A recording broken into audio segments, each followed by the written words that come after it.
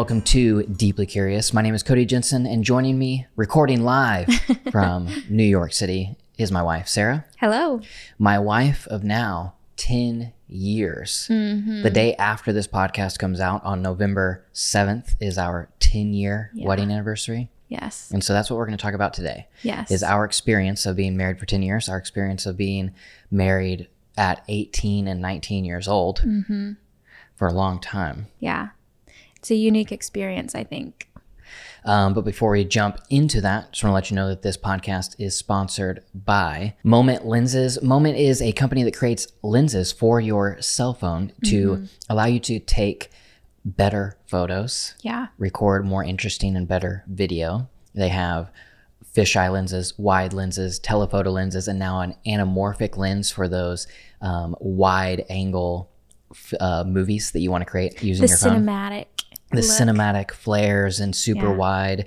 And you can get these lenses for pretty much any phone that you want. You just buy the appropriate case for your phone. So whether you have an iPhone XS, an iPhone XR, a Google Pixel 3, whatever it is, they probably have a case for it. Yeah. So you buy the case, you buy a lens or three, and you go out and you go shoot. My personal favorite is the 18 millimeter wide lens. Yeah, it's a great lens. It just makes the photo so interesting.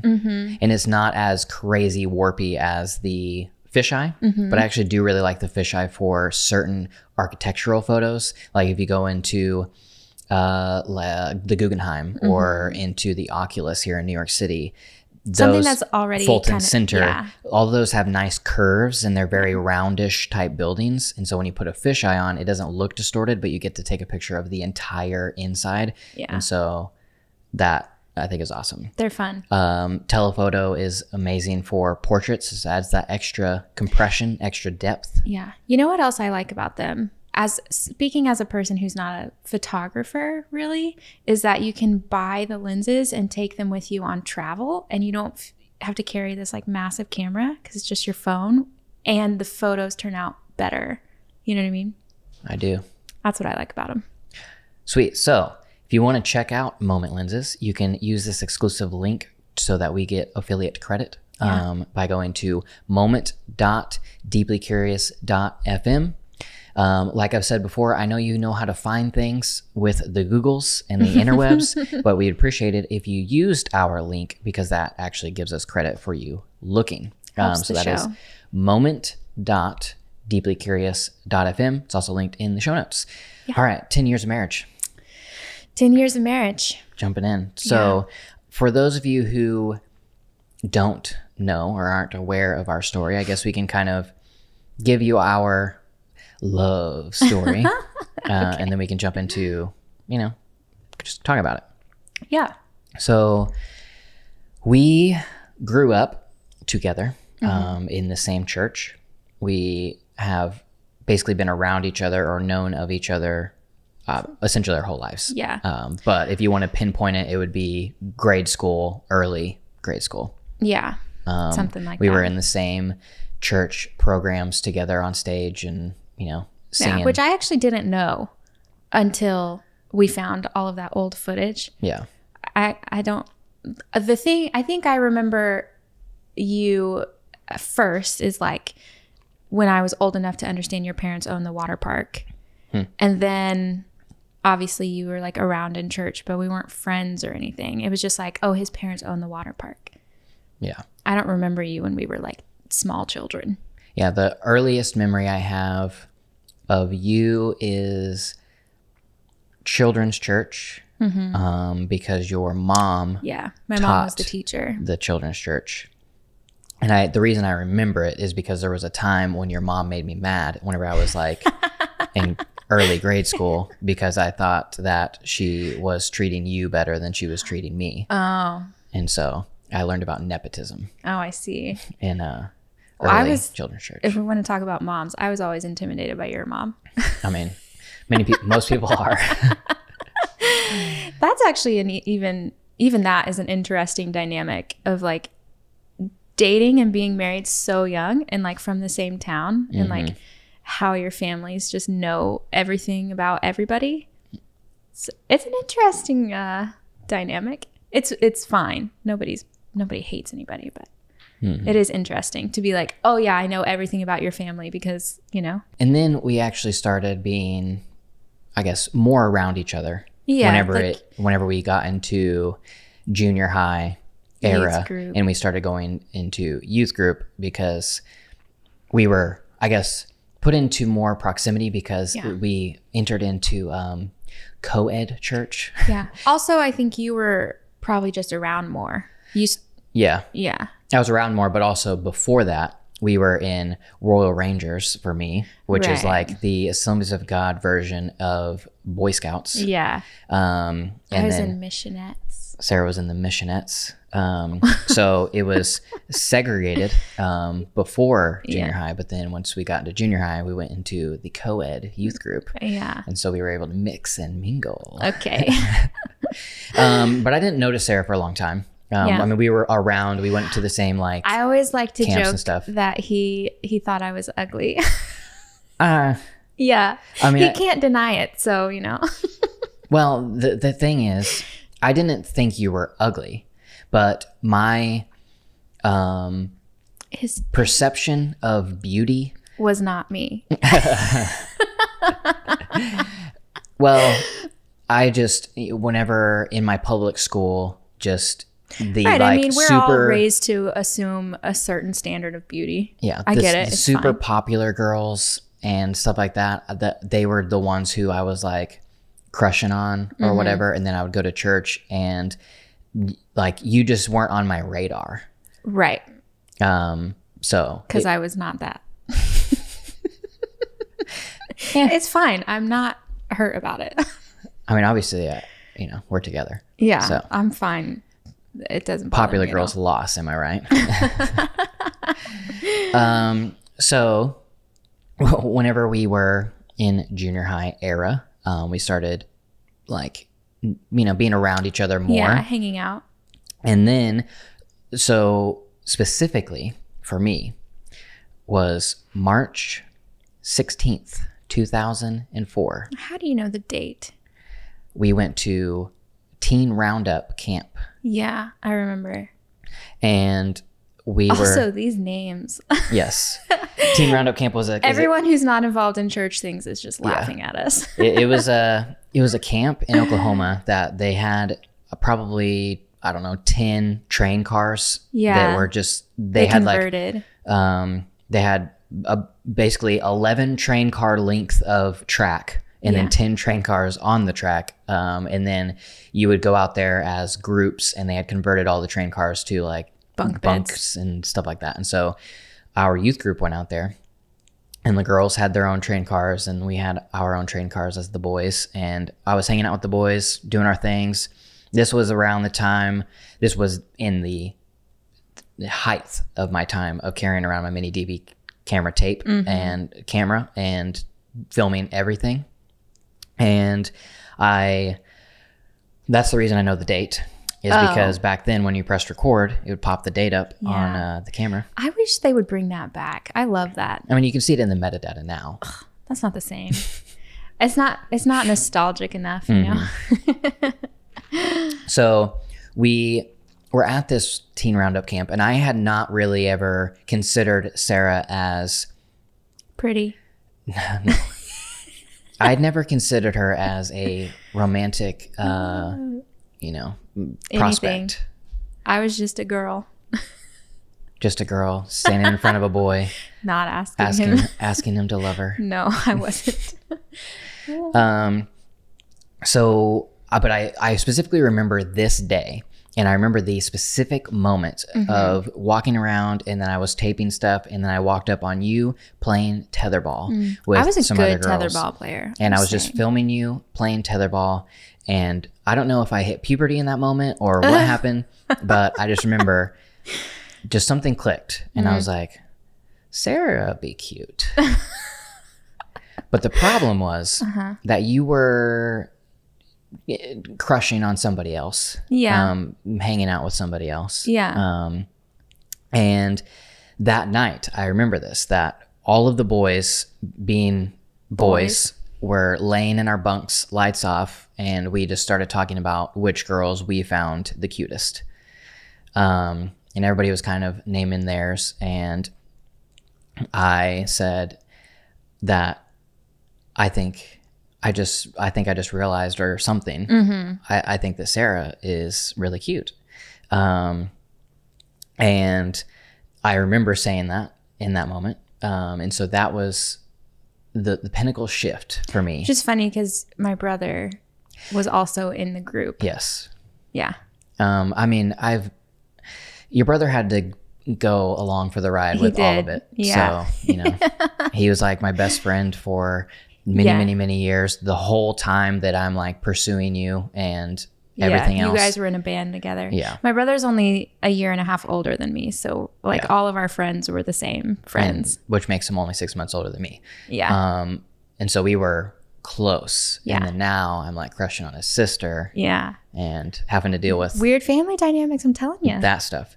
So, but in 2004, I realized that you were cute. Mm-hmm.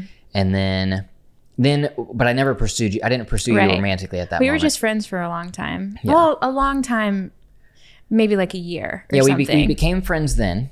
And then by December of that year, we were really good friends. Mm-hmm. And we were, my cousin and Sarah and I were like a little like trio of like best friends who hung out all the time. Yeah. And then as that went by, you get into your little junior high fights. Yeah. And whatnot, but we got over that. Yeah. And then we started dating that next year, right? Well, one funny story in between that time is why we were kind of like friends and stuff like that. That boy that Sarah was kind of crushing on, they had started like, they weren't, we were so young. So it was like, they were essentially a thing. We were a thing, but we couldn't date. So we weren't really a thing. Yes. It was this weird. But I was also really good friends with him. Yeah. And I guess, I don't know why I was so bold in this, but because you are you. Yeah. We were just hanging out by ourselves, and I was like, he is, kind of having this thing. I mean, this is a terrible friend move, but it worked out for me. They had this thing, and I told him, I was like, I'm really crushing on Sarah, or something to that effect. And his response was, go for it. And so I did. And I won. It's fine now because we're both happily married people. Yeah, we all got over it. Yeah, we're friends with them still. Yeah, it took me a lot of years to get back to that point, but it's fine. Yeah, so that was around that same. You do stupid things when you're 14. It's just how it is. That was around that same 2004, 2005 era. Yeah.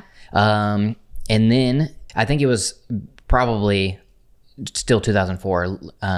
And our youth group, we had these prayer services on Mondays, and I was in one of those prayer services, and I was laying on the floor, and I felt like God told me that I was going to marry Sarah. Mm-hmm. And I told my youth pastor that, because he kind of comes and, checks on each of us, like ask us to you what we're praying about or whatever. And he came and like sat next to me and checking up on me, and I was like, I feel like God told me that I'm going to marry Sarah. And his response, can you imagine being a youth pastor and a kid who's 15 tells you that? It's probably 14. That's so funny. Yeah, 14 years old. Like, I tell and that I'm going to marry her, and his response is, well, you should probably start dating her first. Yeah. And so went from that moment on to dating. Yeah. We dated for like 3 years. I feel like we should skip ahead a little. Yeah. Dating was dating, it was what it was. And then we got married. I was 18 and you were 19. I graduated high school in May. So we got engaged before I graduated. We got engaged in February of my senior year of high school. I graduated in May, and then we got married that next November. So it was like really young and crazy, and I can't believe it happened. The thing that like surprises me the most is that nobody, not only did they like not try to stop us, but there wasn't even a conversation about it. You know what I mean? Like looking back, I know that kids are going to do what they want to do, and like you can't really change anybody's mind. Yeah. But like there wasn't even a conversation of like, are you sure you want to get married yet? Like, why don't you just, there was no conversations from your parents, my parents, anybody who was like close to us who could speak into it, that shocks me. Yeah. I mean, people get married young in Oklahoma, but married young as in like 20. Yeah. 18 is still like pretty young. Yeah. 20 to like 23 is like a normal age to get married in Oklahoma. But we were, engaged when you were a senior in high school. Yeah. That's wild. Your entire second semester. Yes. You were engaged. Yeah. As you were going to senior I was engaged classes. before I turned 18. Yeah. Yeah. And literally nobody ever tried to stop. I think part of that is because we were together for so long, not only because of the dating for 3 years, but also because we were best friends, inseparable before that. Right. And so we had been together as one for, a long time. And so whenever it was a surprise to nobody. Right. And I think everybody knew, including our parents, including our, spiritual mentors and stuff like that. There was no stopping us. Yeah. I think. And so it was like, support us Yeah. so they can remain in our lives. Because if you tried to stop us, we would probably be like, I would nah. have done it anyway. Yeah. I think when I was 18, I thought, and I still think I was maybe like more mature for my age. Like I was always pretty responsible. But I thought I was just like so mature and so ready for anything and whatever. And like now I look back at age 18 getting married and I'm like, I can't believe I survived any of that. You know what I mean? Like, yeah, it's just absolutely insane that you can be 18 and get married and like remain married. Yeah. You know what I mean? It is definitely a testimony or praise report. How we say that we are like still together. Yeah, because like not only do you know nothing at age 18, but you have like your whole, I actually said this to a friend recently and I was joking a little bit, but I actually there's truth to it. We were talking about, she was like, oh my gosh, you're coming up on 10 years, blah, blah, blah. So we were talking about that. And I said, I just didn't like that number is like insane. I can't really grasp that I've been married for 10 years. And I said like something about like, I didn't think I would live this long. And like, I was joking, but it's true. Like when you're 18 and you say like, oh yeah, I'll be married to you forever. Mm-hmm. You can't actually grasp what forever means. Like, even if you think you can, like you can't look at, I thought 20 years old was old at 18, let alone like 28, 30, 35. Like I had no idea what future meant, and like, it's wild that, cause you have to grow up and you have to like become a person, but also marriage is all about like being selfless. Right. And like putting another person above yourself. So like learning all of those dynamics while becoming your own person is chaotic and crazy. I mean, we aren't even 30 yet. Right. I'll be 30 this next March. Mm-hmm. Sarah still has a full year and a few months. Yeah. Add in those a few months, please. I have more than a year. Yes. Thank you. Before she's 30. And we've been married for 10 years.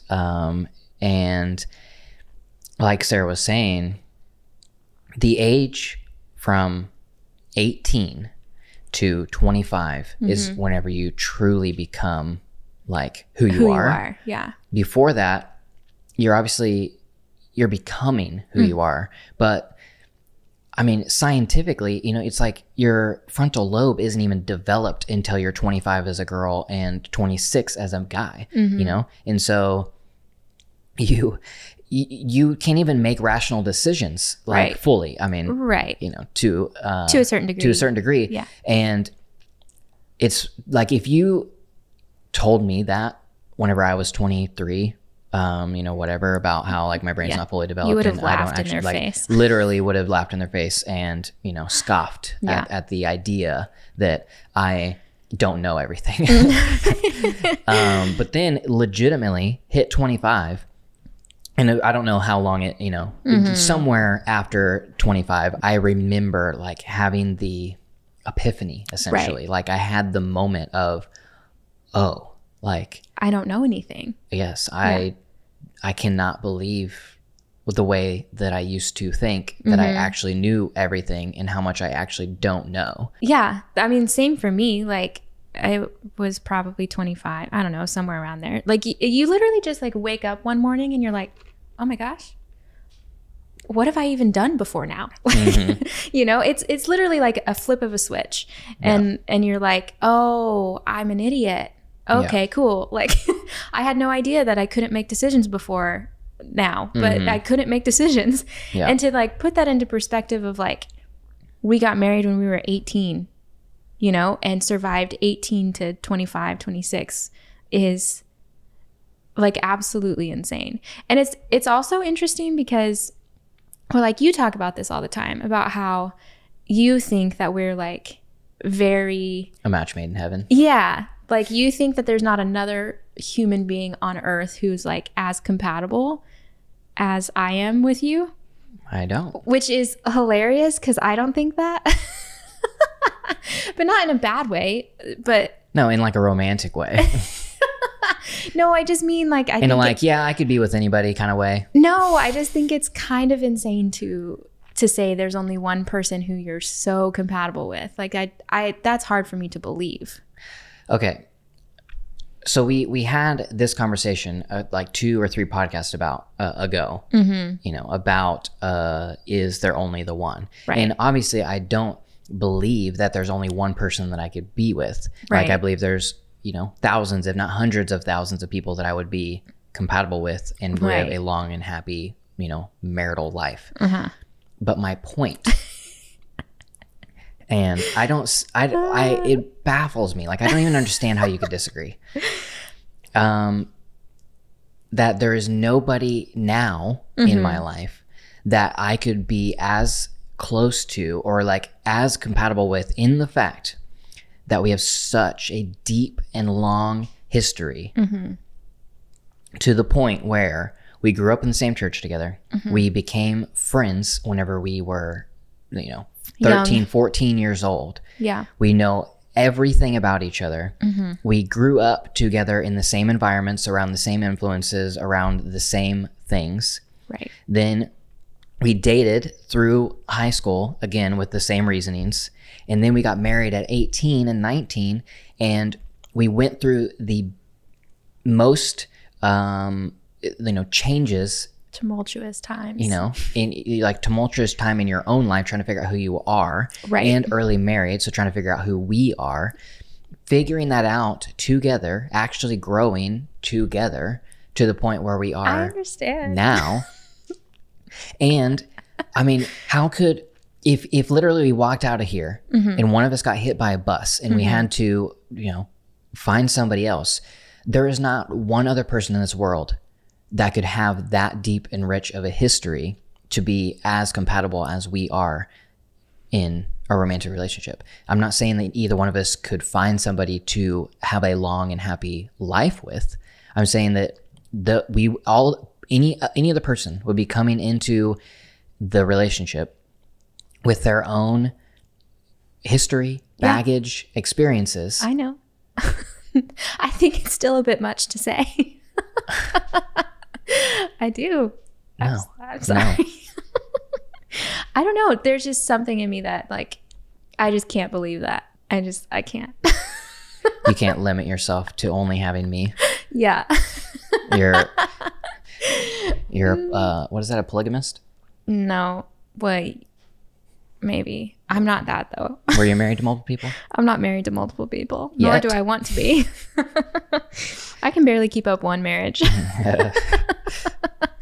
Actually, we should you can barely keep up with yourself. Let's talk about that. Let's talk about like how difficult it is to be married. I feel like a lot of people don't talk about that. Yeah, let's talk about how difficult it is to be married for you. Okay. That's fine, whatever. So in our early, we've talked about this before, but it is interesting how for the first like 3 years of our marriage, my one underdeveloped male brain, and because of my personality, I thought we were awesome. Like I thought our marriage was fine. We were set. We also, as a married couple, did not know how to communicate our feelings to one another. Right. Also, I didn't grow up in a strong household of communication. So I like didn't, you know, I wasn't taught that necessarily. And so we didn't communicate like fully to one another of what we were thinking, feeling, wanting to do, you know, when we were compromising type thing. You know, we just assumed because the other person was going along for the ride that meant that they wanted to do it, not that they were compromising. Whereas so like, because I didn't want to upset anything and I didn't know how to like say that out loud, I did just like go along with it. Right. Even if it was like crushing me on the inside. Yeah. And same, I mean, not the same as that extreme for me, but there were a lot of things that I didn't necessarily want to do. Right. But I just did it because I wanted you to, you know, have the things that you wanted to do. And this isn't to say that you shouldn't do the things the other person want to do, but I feel like there's a difference though. We just didn't know how to communicate that so that the other person understands, like, I'm doing this for you.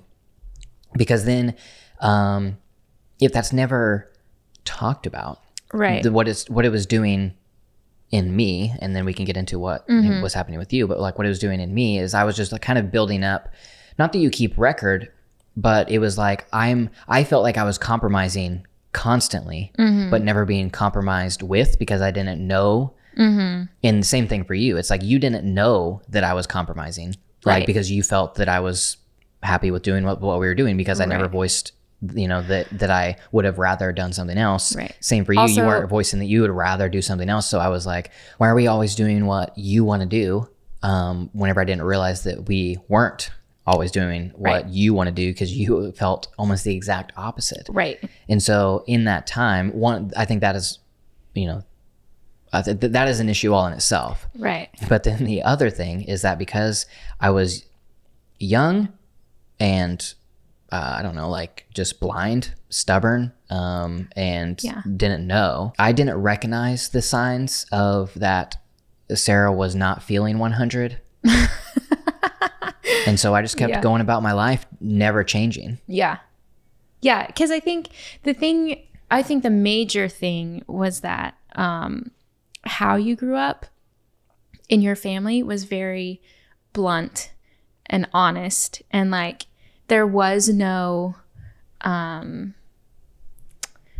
regard for feelings, I guess. Like not in a bad way, but like you guys just don't beat around the bush. Yeah, you just don't have that. And I'm like a pretty sensitive person. Not like you can tell me things, like if I'm doing something wrong or whatever, you can tell me things, but like I am sensitive. Like I do like kind of take criticism pretty hard.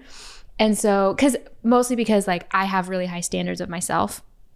And so when I feel like I'm not, you know, like meeting those standards, like I'm pretty hard on myself. So you not having any regard for feelings, and then, you know, like I think the major thing that I can think of right now is like, you always used to make jokes because that's just what you do. You make jokes, but they were always like about me or at my expense in public. And like, you literally meant nothing by it because you just saw an opportunity for a joke, but it like killed me inside because like I felt, I don't know, like I felt like that was like a diss, you know, like you were subtly saying, you know, whatever. Anyway. And you probably weren't wrong. I mean, I would say you weren't wrong. Like, even though I wasn't trying to, you know, disrespect you or not honor you, but I was like, regardless of the intention, the perception is the reality there. But like, I didn't know how to like say any of that, or I didn't even really know what it was, you know, because like I didn't know like I had never been exposed to like a harsh environment. That's not the right word, but you know what I mean? Like just such a blunt and honest environment. And so like it was hard for me to decipher. And so I didn't say anything ever. Like I didn't say anything in front of people. I didn't say anything like when we got in the car and I was like, hey, I really didn't like that you did that. Like nothing. Right. I just, never said anything. So there was like all of this stuff that built up that like my own standards and perceptions, and then like jokes that you would make or like offhanded comments that you thought nothing about that like stuck with me. And then on top of all of that, the expectation of being a wife was like the big thing for me. Mm-hmm. Like I didn't realize when I got married that I was expected to be a wife, which I know sounds crazy, but like, well, that you were expected to be the Midwest cultural definition of wife. I mean like cook, clean, do the dishes, do the laundry, take care of you kind of wife. Right. White picket fence type of wife. Yeah. And like, that's not who I am in the slightest. Yeah. And like, and it wasn't, I'm not saying that I didn't expect those things, because there definitely was expectations that I had in that, because right. it's not like our families.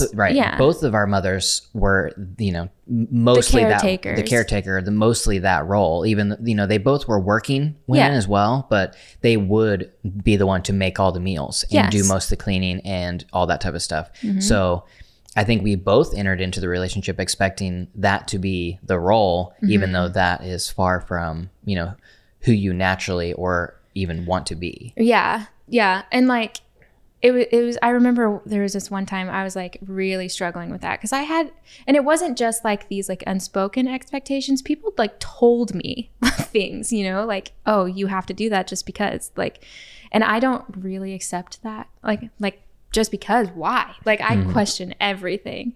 And so I was like going through this weird whatever. And I remember one of my friends posted something on Facebook about cleaning the house, blah, blah, blah. And I like, she's so good at it. And I said, like, how do you make yourself like keep up with this? Like I can't keep up. How do you make yourself do it? And she was like, well, I do it because I know that my husband likes it. And I got so irritated, and there's nothing wrong with that. I want to clarify, there is nothing wrong if that's how you feel like, who you are and how you want to love your husband. That's great. I literally I think I had a panic attack right then and there, because I was like, oh my gosh, I can't keep up with the house. I don't love my husband enough. Why does that even mean that I love my husband? Like there was like so many emotions. It sounds so stupid now, but like when you're 20 years old and trying to like, again, you're going through who am I as I'm like married to another person, and like what is my role in life? And you have all these people telling you these things that feel so opposite of who you are. I couldn't reconcile that. And like there was a time, it was probably like 2 or 3 years that I dealt with this. Like everybody introduced me as Cody's wife. It was like, oh, this is Cody's wife. Never, this is Sarah. It was always, oh, this is Cody's wife. And like I kind of lost my identity in that, because like nobody identified me as like my own person. And that really bothered me. And like, so all of that together really just like collided. And I didn't know how to be happily married, I guess. Like it was just like impossible to figure out. It's like I'm shocked that we made it through that. In response to, I guess, some of that, like in my perspective, mm-hmm. Was, with specifically the, like things that were harsh to you and things like that. It's like in my upbringing, I was very much used to active and immediate feedback. Right. And so whenever that wasn't, whenever I wasn't receiving that, right, that made, well, it didn't make me assume anything. It like, I'd never even thought about it. Mm-hmm. It wasn't that I thought, oh, she's okay with that. It was just, nothing. Like I'm doing this thing. I'm not receiving any, feedback to the contrary. So I continue to do said thing because people laugh, mm-hmm. or just whatever. It just like, Right. That would, with literally everything. It wasn't even just like making comments in public or anything. I mean, it's even when we were at home, because I am a challenger naturally. Like that is literally the title of my Enneagram personality. Right. Is the challenger. Yes. And it is 1000% true. And so within that, I was constantly pushing Sarah to be who she wanted to be like, you know, follow her dreams, go out there, do it, and all this type of stuff. I didn't know, one, that she didn't receive that well, just in general. Yeah. And then also, like if somebody's pushing me to do something, I do the opposite, even if it's something that I want to do, because I refuse to be like pushed into anything. Like I'm going to make the decision. I want to feel like I'm making the decision for myself. So like having somebody push me into something is like not a thing. Yes. Sarah, the core of Sarah's personality is spite. No, not the core. I am spiteful. Yes. Strongly spiteful. I love a good spite. Yes.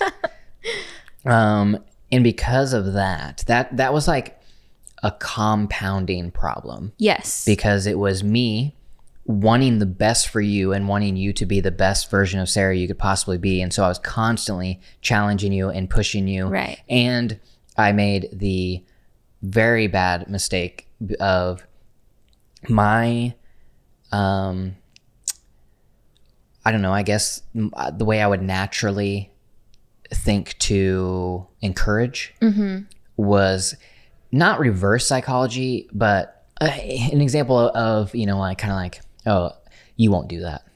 Oh, you would do that to me all the time. Yeah. And again, it didn't work for me because I knew. You won't. Yeah. You know, it's like that. And you're like, yeah, you're right. I won't because you want me to. Yeah. Yeah.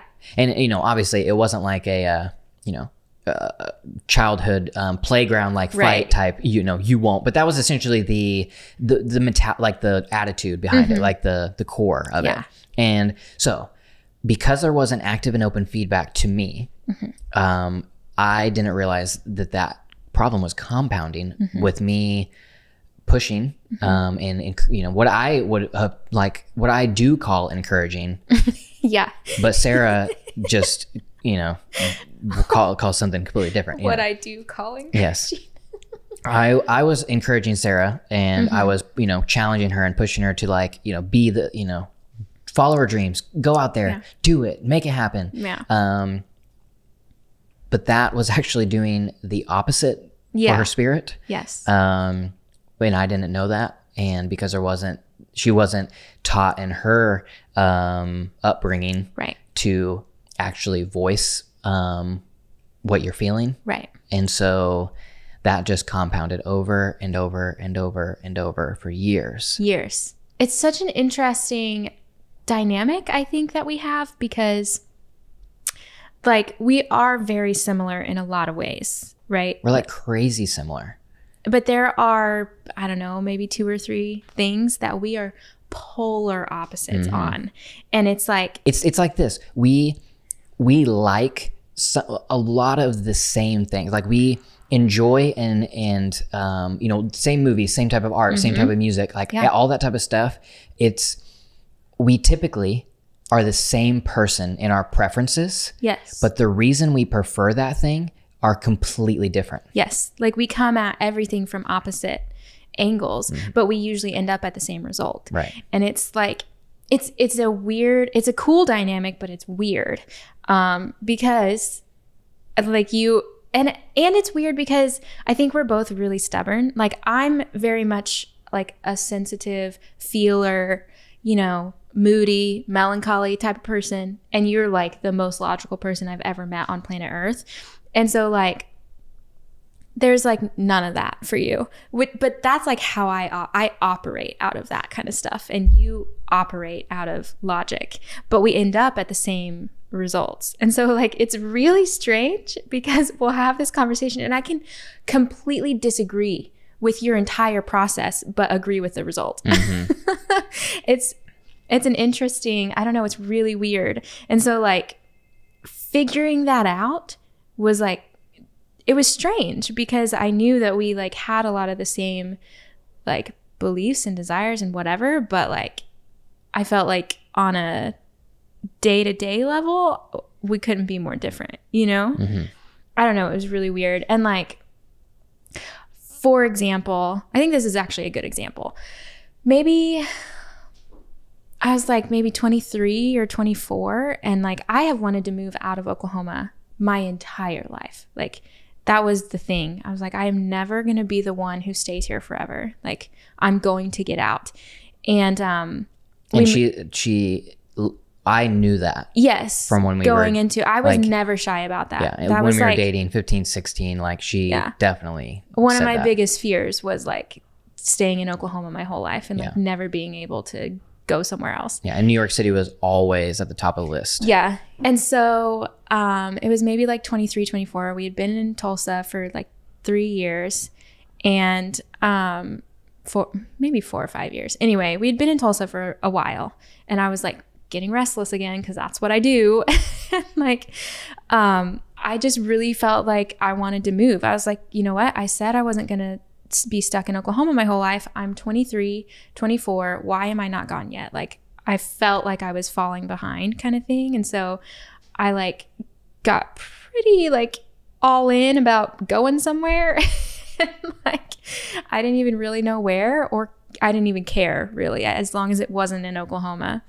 And you kind of sprung on me that you never wanted to leave Oklahoma because you think it'd be better if we lived in Tulsa our whole life and just traveled. And I understand, again, looking back, I see the logic of it. Because you were getting at the same thing that I was, like, I don't want to be stuck in Oklahoma, but your logic was, let's live where it's really cheap so we can afford to travel all the time. And my logic was completely different than that. Your logic was, I can't. Yeah. And I had legitimately like panic attacks about that. I thought, oh my gosh, I'm stuck in like, because also with you, I love you, but there's like no changing your mind, you know, like if you decide something, you decide it and that's it. And there's no, or at least back then, like there was no communication about it. There was no discussion. It was, this is what's best and this is what I'm going to do. And I thought, unless you could give me a better right, but reason. How can you argue the logic of like, oh, well, New York is the most expensive city to live, let's go there? Exactly, because none of Right. my decisions were ever made by feeling or emotion. It was all logic. It was all logic. So Yes. you had to lay out, like if you wanted to change my mind, Right. you'd have to lay out a more logical plan. Right. And if it was more logical, I'm in. Yeah. And But like I said, you we make were zero getting decisions Yes. that way. Yes. All your decisions are based on your feelings. how I feel. Yes. Yeah. And so like we were getting to the same conclusion of like, I don't want to be stuck in Oklahoma, but we were going about it completely different ways. And I felt stuck. I felt like, what have I done? I thought, I'm married to this guy who doesn't want to leave Oklahoma. And like, how did that even happen? And I thought, I'm never going to leave Oklahoma. My whole life is ruined. You know, like it was like a major thing. And obviously eventually we worked through it, but like, that's just like a really good example, I think, of like, we wanted the same result of like not being stuck in Oklahoma, but we were going about it completely opposite ways. Yeah. And I think like, that's just like a really weird thing to navigate, I guess. Yeah. I mean, because the thing for me in that season was that, and I would assume that you would agree with this now, is that you were basing all of that on emotion, like, and feeling in that you felt that you needed to get out for you to be who you wanted to be. Yes. And my whole thing through that was you need to figure out who you are now before you leave, because if we leave right now and move to New York City, you're still not going to find yourself, because the place has nothing to do with the way you are feeling. And I don't know. you don't like to admit it, but No. you even have said the exact same thing since we have moved. Let me clarify myself here. I do agree that to a certain extent, that's why I wanted to go. I felt I was running away instead of running to. And so, and I think there's a big difference. But with that being said, I think you can run to a place and it means just as much as anything else. And it's kind of an argument I have for a lot of people, because they say like, oh, I contradict myself a lot, whatever. Anyway, they say like, you know, a place isn't going to make you, you know, whatever. But I think, and I truly believe this, I think a place can be just as much of a dream or a calling or a passion or a pursuit as a job can. I really believe that. I think that certain people belong in certain places, and I am much more comfortable as myself here than I was in Oklahoma. Now, are there certain things about Oklahoma I really love and appreciate? Yes. But I am much more myself here on a coast. Yeah. So I agree to a certain extent. Okay, well... But I think people don't give places as much credit as they deserve. You are saying exactly what I'm saying I would say in a better way. That in that moment of after we were in Tulsa for 4 or 5 years, you were running away from Tulsa. I was. You weren't running to New York. You didn't really care where it was. You were just running away. Yes. Because I was feeling incredibly restless, and I still deal with this. It's not something that I know it about myself, but it's not something that I've figured out. Like, I mean, even after we've been here for a year, and like there are some seasons, there are some weeks, months that I'm like, oh my gosh, I need something new. New York is, you know, but it's just because I am a restless person.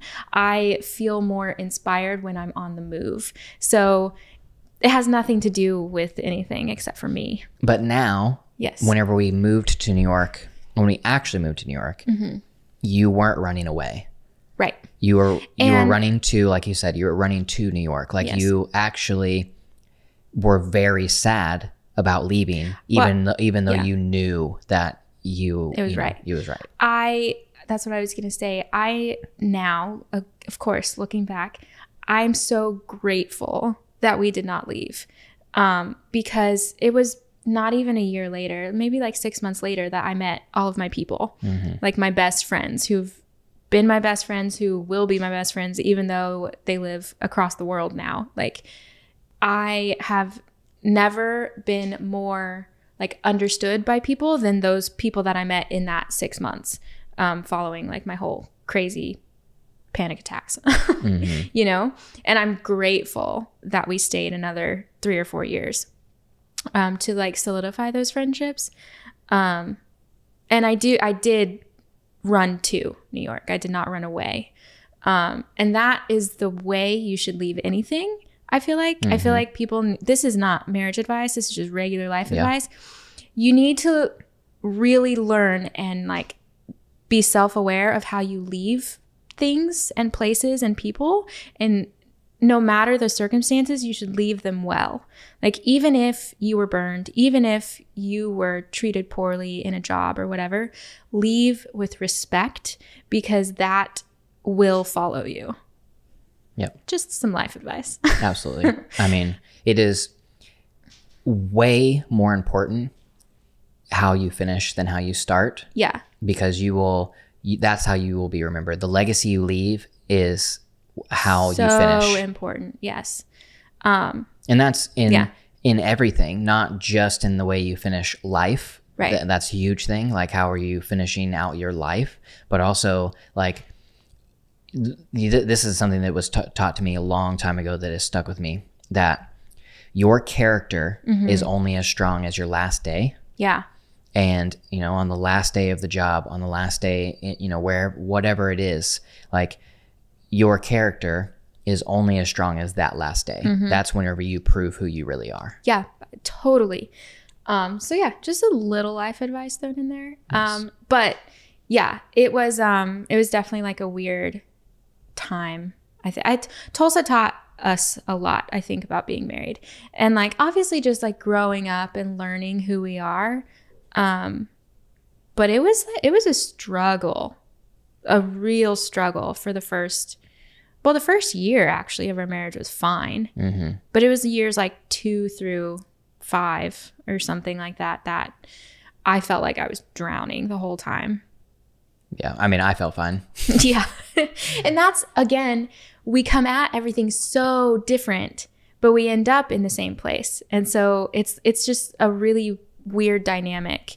But I think it works really well once you figure it out. Yeah. I mean, and I would say that the reason the first year was fine, because people always talk about how the first year of marriage is so hard. Right. The first year of marriage was actually really easy for us because we already knew each other so well, because we had been best friends. We had been so close in our dating relationship. It was just an extension of that. And all that. You know, we were, when we got married, obviously we were now living with each other after we got married, and we were having all of these like paying bills, working real life jobs, you know, all that all stuff. the responsibilities of that come with it.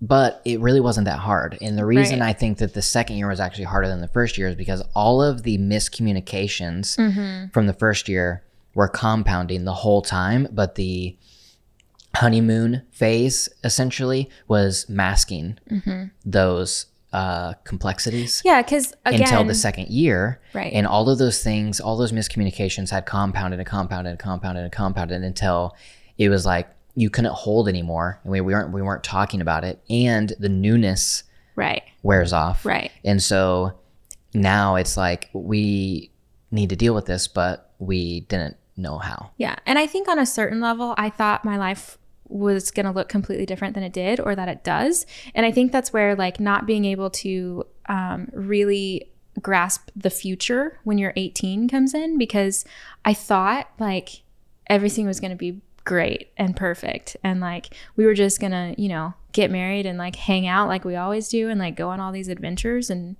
be cool, you know, like I thought it'd be fine because our dating life was so easy. Like, I mean, you're in high school, you're just having fun, you know, and we didn't really fight ever. I don't remember a fight when we were dating. And so it was like I couldn't grasp the future, and I didn't know what it meant, right? But then like, you know, you get older and you're like, oh, what life is actually like is a lot of paying bills and a lot of work and a lot of mundane and a lot of things that I was not interested in. And like, not even as a married couple, just as an individual, there's nothing I hate more than ordinary, mundane things. And like I want my life to be exciting and like full of emotion, and paying bills isn't that, you know? And so like, I think I thought my life would look completely different. And I sort of, when I was 22 or whatever, I sort of thought that was because like of us being married. I didn't think like, oh, this is just life, everybody has to do this. I thought it's because I got married young. And I thought I have to be an adult because I got married. I shouldn't have gotten married because I don't want to be an adult, you know? And like, that's not actually what marriage is.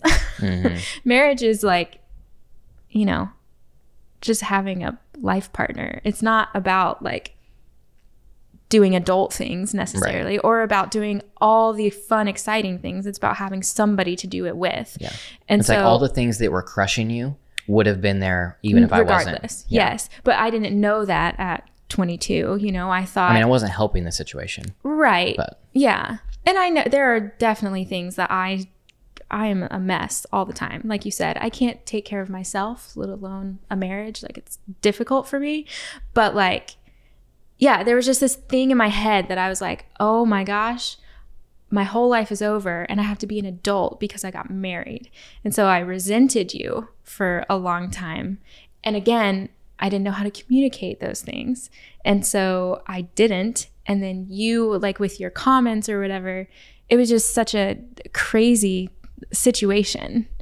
Like learning that was probably the most important thing for me. Like just on a personal level and being married, is that like, just because you're married doesn't mean you have to be an adult and like do all of the responsible adult things, but they are responsible adult things and you have to do them in order to have the fun. And so I don't know, that was like one of the major things that I had to learn. And I know it sounds so crazy and so like you should have known that, but something about my personality. I just could not care less about the mundane. Yeah. Yeah. I think that, like, for me, what I had to learn, and more so, like, Sarah had to go through a journey of learning things personally. Like, it wasn't about, I mean, we both, because I didn't know who I was. Right. I still don't really know who I am. So we both had to learn things like how, you know, to be married, like how to be a Right. good wife, how to be a good husband, that type of thing. We both had to do those. But a lot of Sarah's like biggest things Yes. had to do with learning how to be Sarah. yes. And for me, I would say I've always very confidently been Cody from a very young age. Yeah. And that was one, this is kind of a side note, but that was one thing that you even resented Yes. for a long time. Yes. Is how you would say to me in our first few years of marriage all the time of like, well, you don't know what it's like to not know what you want to do with your life. Yeah. Like you don't know. Well, because you've known since you were 12, since you took that video class in junior high, that you wanted to do this. And like I was then 18, 19, 20, 21 and still didn't know who I was. And I felt like it felt like I was never going to know who I was because I had to be your wife. There was like, I felt like I didn't have that space, you know, to like figure myself out because I went straight from my parents' house to our house. And like, I felt like I didn't have that space to figure it out. And then you not even being able to understand or really like sympathize with what that feels like, it made me resent. Yeah, because you would tell me these things, like you would be voicing grievances about, you know, trying to find this stuff. And your answer was always just do it. Yeah. And I'm just like, just do it. Like try something, do anything. It doesn't matter. And your response was always like, well, you don't know. Yeah. You don't know what it's like. Like you've known what you want to do forever. Yeah. And that like built up resentment of because I already knew what I wanted to do. Yeah. Anyways, what I was getting at though, is what I had to learn a lot of is how to treat Sarah as my number one customer. And this is something it's still very hard because whenever you are in a married relationship, you are also, your guard is completely down whenever you're with that person. And so you tend to not talk to them, to not treat them the same way you would your number one customer. Right. Or you get the best and the worst. Right. Yeah. And so it's like whenever I'm, you know, helping Sarah with, you know, her dreams, her goals, her aspirations, that type of thing. It's like I still struggle with this, but it's like since my guard is completely down, I speak even harsher. Right. You're very like short. In harsh, maybe make it sound it's too different. Much, yeah. It's more so just like it's short and expecting more from Sarah and expecting her to be knowledgeable in everything that I'm knowledgeable in, and that because it's almost like you should be smarter than that type of mentality versus if it was literally anybody else, including like a best friend, you know, number one customer, that type of situation, and I am teaching them or helping them or encouraging them, things like that. I'm going to come into those situations with a little more of rounded edges and help them and talk them through it and, you know, all that type of stuff. But then whenever I was doing that with Sarah, those rounded edges became cliffs. Yeah. And for a long time, I refused to let Cody teach me anything because I would always say, you act like I'm stupid, but I'm not. I just don't know Photoshop. Like, and it was always like, that's mostly what it is. It's like you teaching me like Premiere or Photoshop or something like that. I don't know the shortcuts. I don't know the symbols. I don't know that stuff.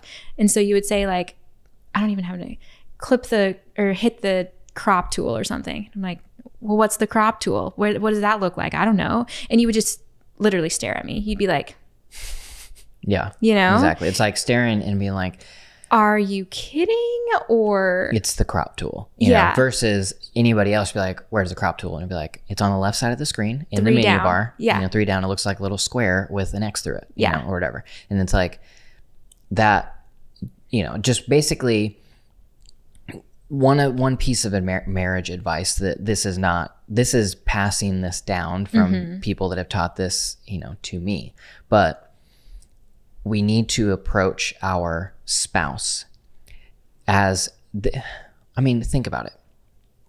Your spouse is the person that you have chosen to spend your entire life with. Right. They are your best friend. They are your soulmate, whatever. Right. It's like they are this person in your life that is your number one. Right. And we don't treat them like we don't treat them as well as we would if we were in business as our number one customer. Right. We would wine and dine and do everything for our number one customer and treat them and pamper them and do everything for them. But then we would go home from that experience and treat our spouse, like dogs, or, however you want to say that. Like that is so counter to how we should actually, right. Be treating our spouse. And it is so difficult to do that because whenever you go home, you want to essentially release and and that's let really go of everything. And because your walls are coming down, there's no censors. There's no and filters. There is beauty to that. Like you don't want to constantly be in this state of like pretending. Or like you're kind of like tiptoeing around and like, there's something, what I've always said, or what I've come to appreciate, I guess, about marriage is that it's, for me at least personally, it is not about having a romantic partner in the slightest.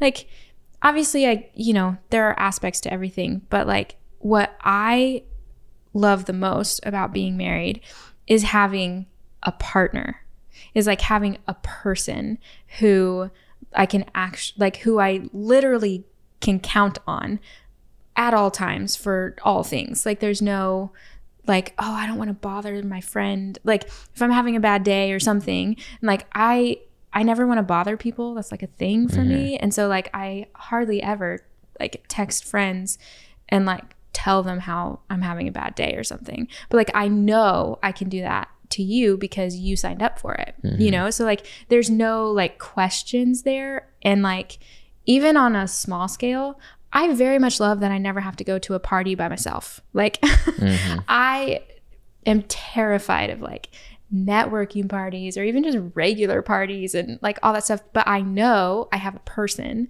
who has to talk to me.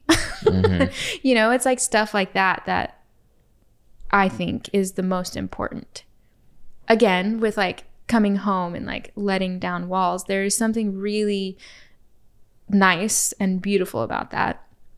But that there's a person who's like, yeah, cool, show me all your crap and I'll stick around, That's great. But there is that side of it that if you're not paying attention, it can be unhealthy or like not a good thing. In that, I would say there's two sides. I think ultimately that is like the beauty of a covenant, a committed, truly a like coming together as one marriage, in that you can truly let everything, all walls, all everything down, and that person is going to be there for you, and that they're not going to leave you because you've made that commitment to each other, right? Versus cohabitation or dating for a long time and living together, that type of thing. That still comes with the fact that person could walk out at any moment, right? And because there's commitment there. I'm not saying there's not commitment, but there is a deeper level whenever it comes to a covenant, committed marriage. Yeah. And it's way more than a piece of paper. Like the piece of paper type marriage, I mean, that's the reason that 50% of marriages end in divorce, because it's not truly a covenant commitment. It is just literally like a legal thing. Like we're just getting married. Like there's a huge difference between being legally married and truly committing and entering into a covenant with one another. But I feel like in a lot of relationships, it's like you live together and you feel like you're married because, I mean, what else is there? Like, you're together and now you live together and you do everything like a married couple would do. What's the difference? And what I'm getting at is that is the difference. The difference is that there is still something, whether you actively think about it or not, there's still something deep down that is like, this person could literally change their mind tomorrow and leave with no repercussions. The reason I was saying that there's two sides to that, because part of it is there's a little bit of beauty to that, because you tend to treat that person, not better, but kind of like you're still dating. Right. You're still dating. Still like impressing them. Even if they are your fiance or your boyfriend or your girlfriend or whatever, it's like you're still haven't entered in that covenant. So you treat them more so like your best customer, because you're trying to keep them around. And I'm not in a bad way. Right. Yeah. But also, I'm also, that is a very broad statement, and that's not like every single relationship ever, but this is more of a generalization. And I think there is some of that I think we need to bring into marriage, of like protecting each other. Right. But then also knowing that if we do need those days where, we let it all out, that person isn't going to be scared away. Like, they've signed up for this and they have committed to me fully, that no matter what, I'm here for you. And so saying that there is beauty in marriage, and there is something in the pre-marriage relationship that I think that we forget about, that we need to bring into marriage. And I mean, I'm definitely 100% speaking to myself. Like, I think every person, because marriage is ultimately a piece of marriage, I guess. I don't know. Anyway, is, laying down yourself for another person. It's giving up your selfishness to be selfless toward another human being. And like, that is freaking hard to do. And it's hard to do on a daily basis. Like, marriage is not, this is a general statement, but marriage is not about like romantic love. It's not about like, oh my gosh, I love you, you're so cute, blah, whatever. It's not about that. It is about like the sacrificial, I'm going to put you above me happily. Right. It is about romance can be achieved without that. Yeah. And like, I think this is a weird quote, but John Mayer's live album from Where the Light Is, he says, "Your body is a wonderland." Right.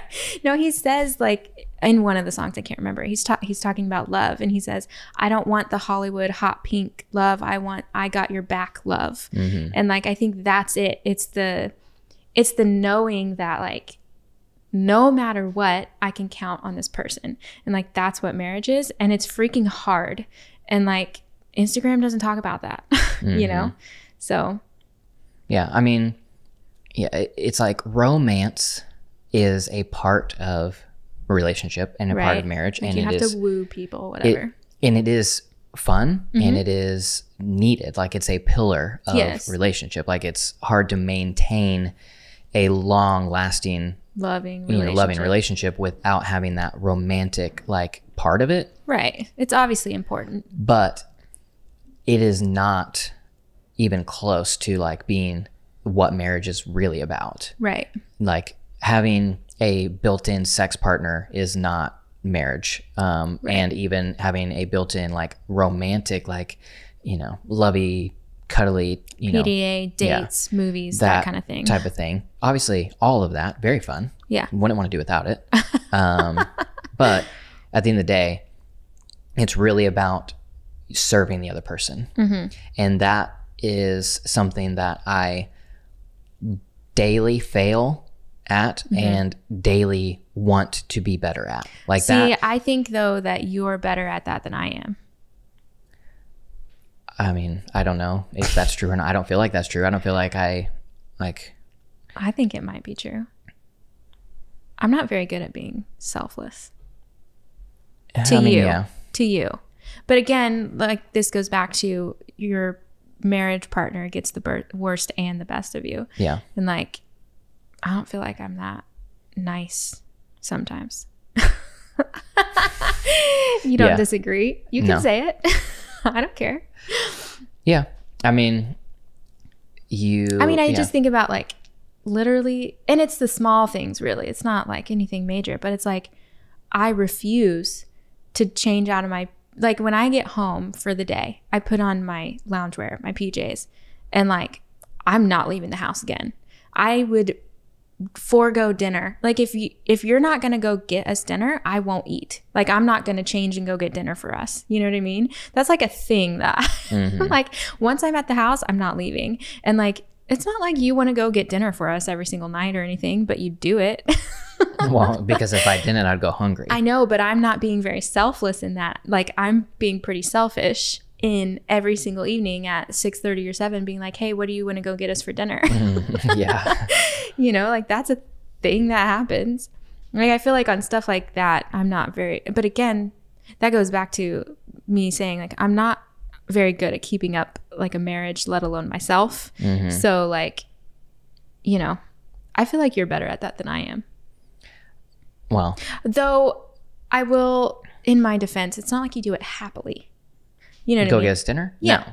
Yeah. I mean, you definitely complain. Right. Because I don't want to do it every single day. Right. Because you'll even text me on your way home from work and say, hey, will you go get us dinner? And I'm like, you're literally on your way. I'm at the house. You're going to be walking by like you're going to walk by Chipotle on your way home. And yet I have to leave to go to Chipotle? Yeah. Like, because I was out all day doing things and like, I don't want to do another thing. I want to go home and put my PJs on. Yeah. But it's what, like stuff what I'm like saying that. though is like that being truly like, if you want a great marriage, which I do, it is laying your life down for the other person. It is truly putting the other person above yourself and serving their needs before your own. It is ignoring the flight attendant saying to put on your own mask before you serve others type in, and you know, helping them before you help yourself. Right. And that is something that I have to, like I said, I daily fail at, and I daily have to remind myself. But whenever I truly do that is whenever we are at our best. Right. Whenever I am truly serving you more than I'm thinking about myself is whenever we have the strongest marriage. But because of human nature, it is so stinking hard. It's very counterintuitive to keep up. Yeah. But that everything that has to do with being a follower of Christ is counterintuitive to the way the world lives. Right. Because, you know, God calls us to serve one another and to, and specifically in general, like that's what we're called to do. But then in marriage, like we are to serve one another. And it is so much easier to be selfish. So much easier. But if there would be one thing that I want to grow in, like it is to serve you better. Yeah. If you had like one piece of advice for marriage, what would it be?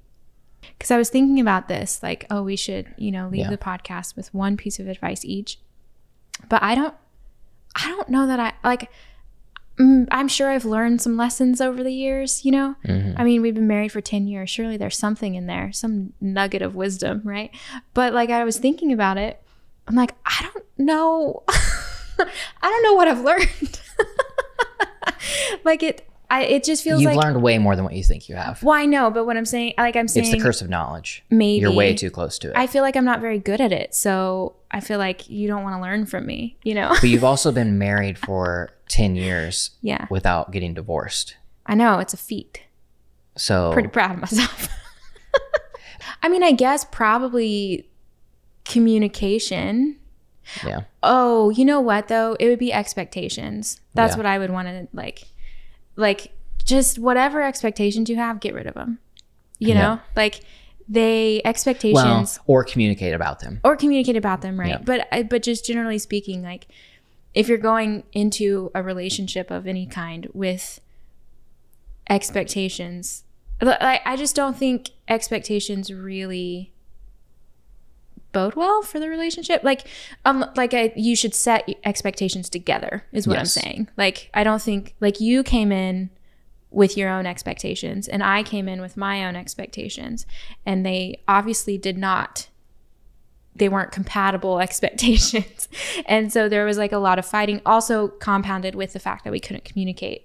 Obviously those two things, like, I feel like were the major things for us. And like, so just like whatever your expectations are, just, get rid of them and set expectations with the other person. Like, be intentional about, what you want from a relationship or what you hope to give to a relationship. Things like that. Like, it sounds crazy, but like, talking about kids is important. Talking about where you want to live is important. What kind of job you want to have is important, because that affects the other person. Mm-hmm. And then on a more personal level, like, how do you give and receive love, which we've talked about before, the 5 love languages. And like, I also think personality tests are really important in marriage.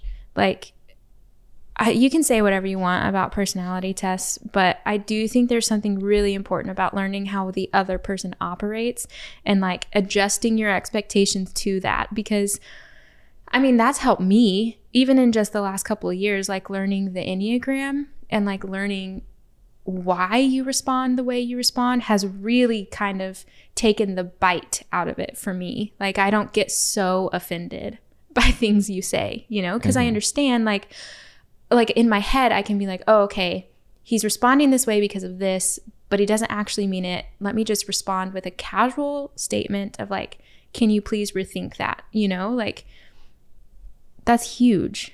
Yeah. And with expectations, if you go into something with expectations and the other person does not meet those expectations, that is on you. Right. Not on them, because you did not voice those expectations and both parties did not agree on those expectations. Right. Versus if you have expectations, let's just say if I have expectations and I communicate them to Sarah and Sarah says, oh yeah, that sounds like that is something that I am willing to meet. I'm willing to agree to those expectations. Then if Sarah was to not meet those expectations, then it is on her to a degree. That then it's open to the conversation. You can say, hey, we talked about, this expectation and you haven't met that. Is this something that you want to revisit? Whatever, like communicate about it. Essentially, it's just communicate about the expectation. See if the other person even agrees that is even close to what they expect. And then if you do agree on it, then it becomes something that you could actually be upset about. Right. But if you're getting upset about expectations that were never communicated, then that's on you. It's all on you. Yeah, totally. Our example of that would be like the wife duties, and specifically would be sexual expectations in the beginning. Yeah. Is that I was 19 years old. And so I was going into marriage thinking, and we were also going into marriage as virgins. And so it's like I was expecting when we get married, we're going to have sex probably like 5 times a week, and that expectation was, crushed immediately, but I never communicated that expectation. And so I was putting all of the pressure on Sarah to meet my expectation that she never agreed with. Right. And so it caused a lot of tension in our marriage because I was expecting her to fulfill this need that she didn't agree upon. Or even know. Right. Yeah. Yeah. Didn't even realize that and the reason I had that expectation is because my perception of what a healthy marriage was, whenever I would read marriage books or whatever it was like, in a healthy marriage relationship, you have sex like 3 to 5 times a week or whatever it would say, or like the average is 3 times a week. And it's like, well, we're going to be better than average. Yeah. And so, it's like, but we never even communicated about what was expected in that relationship. And so whenever I was upset or angry that we only had sex twice that week, it's like, that is on me because I didn't communicate, and Sarah never agreed to like, oh yeah, I'm totally cool with that, you know? Yeah. And so that in turn created tension that was not communicated about or necessary. resolved, Yeah. you know? And so, you know, that those two things would be realistic expectations and communicating expectations, which go into communication in general. That lack of communication leads to fabrication, meaning that if you don't communicate about something, then you or the other party are fabricating, making up what the other person, filling in the holes. Right. You are filling in the gaps of what that other person is thinking. And so if you don't communicate about it, you're actually you're fabricating fake news. You know, it's like you're creating a whole scenario that may not actually be there. Right. And so, you know, let's take the sexual expectations, you know, example and say, because I never communicated because my expectations were not being met and because I never communicated that, then what I am fabricating is she doesn't love me. Sarah doesn't love me as much as I love her, or, you know, whatever it is, because we only had sex twice this week and I expected to have 3 times. And so to me, it's like you are hurting me, but really I'm hurting myself because I didn't set the expectations up front. Right. We didn't agree on the expectations, and I didn't communicate about the fact. Well, I didn't communicate in a open and healthy way. Right. I may have communicated in snide remarks, you know, or things like that. Yeah. That in turn just hurt me further in my expectations. Right. And so ultimately my marital advice would be those 3 things. Set realistic expectations and communicate about them. Communication is the hardest thing you're going to have to do, but the most important. For sure. Or I should say one of the hardest things you're going to have to do, but the most important. Because I think that 3, the absolute most important, is to put the other person before yourself. Right. That whenever you enter into a relationship, I would say in general, but especially whenever you into a covenant marital relationship, that you should enter in that relationship agreeing to put the other person before yourself and meet their needs. Right. Now, this again comes back to communication, because you need to communicate that with each other, that is the expectation, that you are both going to put each other before yourself. Because if you do put your spouse before yourself, and that person takes it all, then you're nothing. You're giving all of yourself to them, and they're giving none of themselves to you, and so you are left as an empty vessel. Versus if you are both giving yourselves to each other, then you're both whole. Right. But if one person is, you know, being selfish essentially and taking, but never actually giving, then it's going to fall apart. Right. A little side caveat to that is try it. Even if the other person isn't agreeing to it, I would say try it and truly decide, like, it doesn't matter that he or she is, you know, I feel that they're not giving me anything. For the next 30 days, I'm going to try my absolute best to give all of me to them and serve them and be the person who I would want to be married to, and see how that changes things. Because I almost guarantee you that they will notice, and they won't change immediately. No. But I guarantee you, if you keep going, and if you did that for 30 days, I guarantee you things would change, and you would start, and if you'd start to have those conversations. Because, you know, it's maybe a subconscious thing, but love reciprocates love, and hate reciprocates hate. So like, if you're hateful toward another person, their immediate reaction is to spout something back, right? But like, if you love somebody, it takes a little more time, but their heart, it's a subconscious thing that they can't help but soften, you know. It's true. Yeah. Anyways, marriage, you know. If you guys enjoyed us talking about marriage, this is something that we have many years of experience, and we could talk about it more. So let us know if you want us to continue this conversation about marriage, because we have been talking about it for a while. This is a really long podcast. Yeah, sorry. So if you've made it this far, that means that you probably enjoy it. So let us know. Congratulations. Yeah. But yeah, 10 years. 10 years.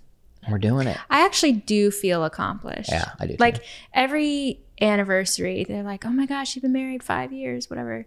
But like 10 years feels like I deserve a sticker for that, you know? Like I feel like that is like, you know, I feel proud of myself for that. Yep. All right. Well, as a reminder, this podcast is brought to you by Moment Lenses. You can check those out by going to moment.deeplycurious.fm. The link is in the show notes. Or again, you can go to moment.deeplycurious.fm. Get out there, be selfless, set expectations, communicate about them, and, you know, love. Live, love, laugh, you know, as Hobby Lobby would say. As Hobby Lobby would say. Not sponsored. Yeah. Cool. Yeah. Thanks, guys. All right. Well, thank you guys for listening, and we'll see you next week. Bye.